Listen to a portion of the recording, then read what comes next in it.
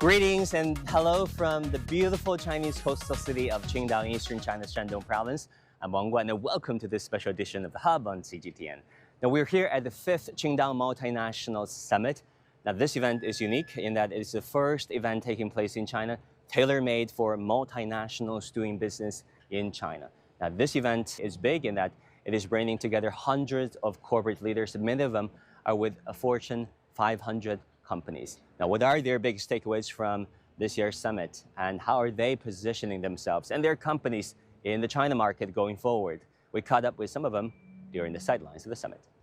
Kevin, welcome to Qingdao. First of all, how do you find this year's summit, the 5th session of its kind, and how do you feel about the city? I really enjoy being here for the second time that I've been able to enjoy the summit. I have been with Valmont now since the summit started 5 years ago. Both times that I've participated, I really am excited about the energy that China puts out to get projects going and to get things started. You pick up a lot of cynicism and negativity when you turn on the Western press or television. But being here on the ground, talking with policymakers, interacting with your fellow corporate leaders, how do you feel about the prospects of investing in China?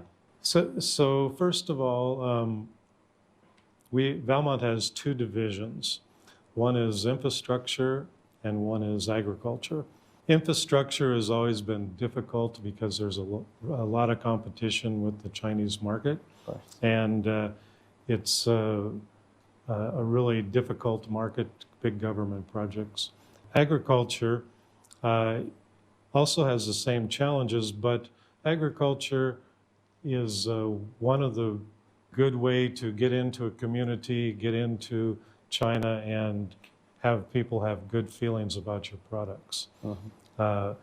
When we supply water products that manage water systems, and most of these projects are 400 to 500 meters long, and they really help conserve water, provide green solutions, and this is what everybody wants to tick the box today in this world. How does recent policy statements, the issuance of new policies, at least policy directions, affect the positioning of your company? For example, from the 20th plenum, we've heard about coordinating productive forces to forge what they call this new productive forces, emphasis on sustainable development, so on and so forth.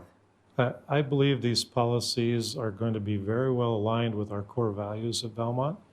And our leaders at Valmont now are younger and energetic, so we feel that it may be a good time to do a good look at what we can do with investing in China. Mostly in the agriculture sector. Our agriculture sector around the world has been growing by a rate that is more than normal. Not to really give you any numbers, but our company is 75 years old. And during this time, we slowly grew into the position of being, the world leader in the products that water management products and projects. We've done some of the largest projects in the world, especially in the Middle East and Africa, and the US, is the largest market in the world for our products. So I believe that since our factories are regional, it's a good time to get a good base in China and build up this base. How do you find the utility of forums such as this one, the Multinational Summit taking place in Qingdao? I find it very informative. The numbers from China are very impressive, and the amount of cooperation, the different supply chains that you have, the ports you have available, makes it very interesting to us. And specifically, presumably a lot of challenges and policy-wise and industrial policy-wise that you have to maneuver over the years. What has it been like aligning your strategic goals while maneuvering through the regulatory, legal, and market challenges? Since we're agriculture, there's usually a lot of good programs for agriculture and agriculture products. So we usually see the least amount of regulation. And that's usually very good for our industry. Specifically, what policies do you find most encouraging or most useful incentives to help your business grow and expand in China? Probably the technology incentives and the different things for using new technologies. Our product is a very old product with very few technologies, but as we get into the new management systems for water conservation, I find it's a very good platform to start looking at these as we incorporate and change to different energy policies. For example, China has been pronouncing itself as a global leader when it comes to transitioning into net zero. Do you find that policy or that kind of strategic goals useful for your company? Yes, like I said, it aligns with our core values. It aligns with what we do today. You know, our machines now are all electric, and we're getting away from fossil fuels. We're dealing with solar applications, you know, to power our equipment. We love the fact of green energy, and we're totally involved with it as a company also. And then, Kevin, how big of a challenge do you find geopolitical rivalries play in today's world? You're an American company, right? If I'm not mistaken. And then apparently we're having this strains and tensions in China-US relations. How big of a challenge does that pose to your company? It's a tension all the time. It drives us to be very conservative with what we do. So we have to look at what technologies we can put in China and how we can manage this. You're confident that you can do this? You can pull it off? Yeah, I believe that we can take care of that. We have a lot of things today. There was some talk about in the WTO organization about the different ways that we'll have to manage technology and where data is stored. Even though we're agriculture, we do store data, and we have to move that usually to the US and bring that data back and process it. And we find this in many countries, not only China, to be an issue.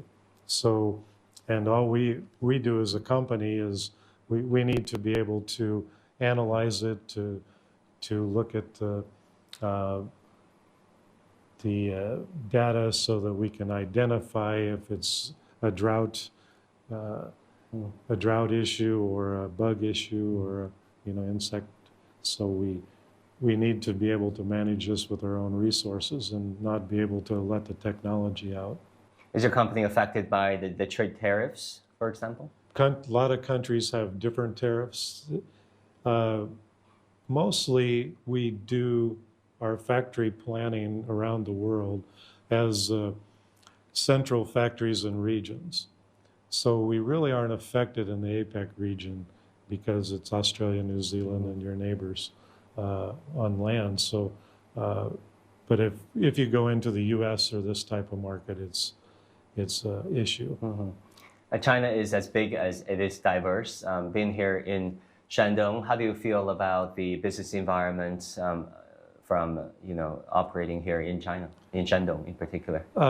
Business environment is great. There's resources in every department that we need for our business. So we don't have any real problem with resources, especially human resources and technical resources. When Valmont came to Shandong Province, Yantai, they brought their infrastructure and their agriculture both into Shandong. We now have infrastructure in Shanghai. But our capital city, our corporate headquarters is located in Omaha, Nebraska, and they are a sister city of Yantai on the global side of it. Finally, any hopes that you might want to express to the policymakers who might be watching this program as a leading industrial company operating between China and the US and across the Pacific? Probably there's not any real policies that I would like to put out there. The big thing is we do need to be able to cooperate. We do need to look at our technologies and be able to keep them within our company. These are probably our only issues. But we're not rocket science. We're leaders in our business because of the communication and the dedicated people we have and our global structure. Kevin, thank you very much for doing this. Thank you.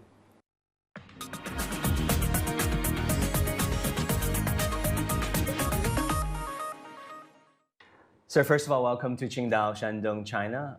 I hope you've enjoyed your stay here. Talking about the summit, it's the fifth of its kind, the Qingdao Multinationals Summit. What is your biggest takeaway from this summit, and what policy messages and policy signals did you pick up that you find most useful?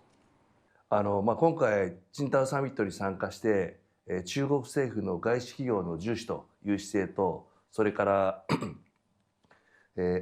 質の高い成長戦略に非常に感銘を受けました。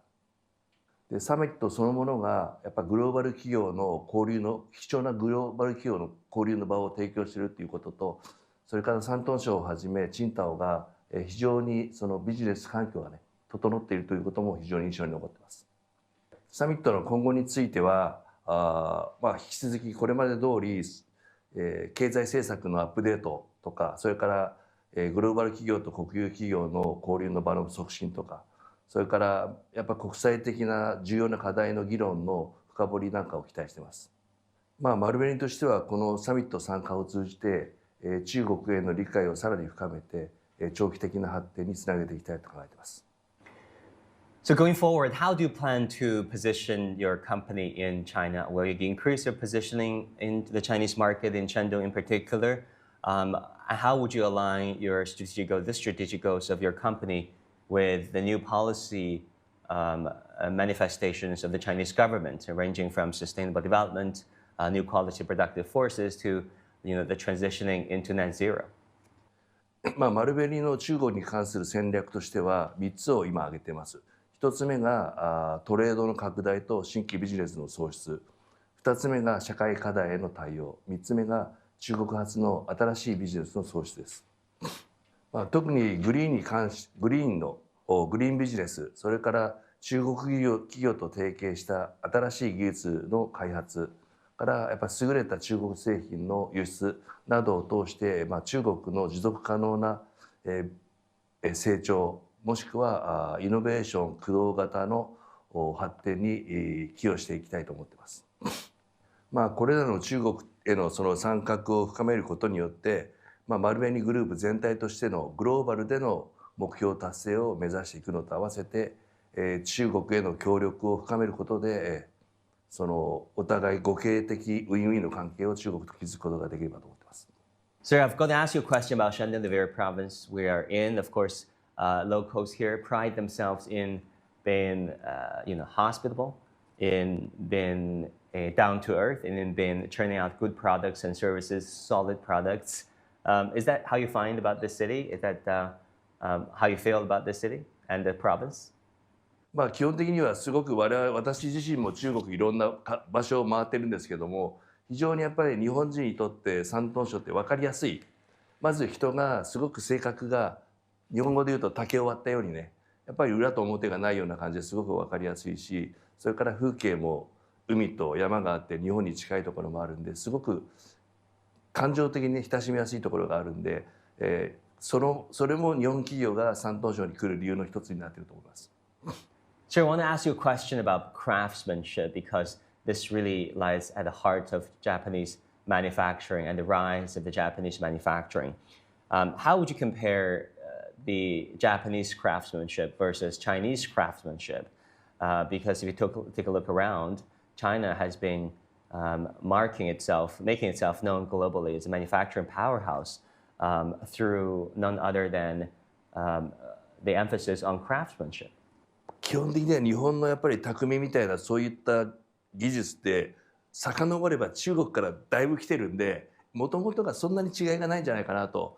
どっちが今は昔は中国がずっと進んでて、それが日本に伝わって日本でまた発展してまた中国に戻ってみてるって感じなんで、こっちがいいあっちが悪いってことでもなくてお互いに切磋琢磨して、両方が良くなればいいと思ってますね。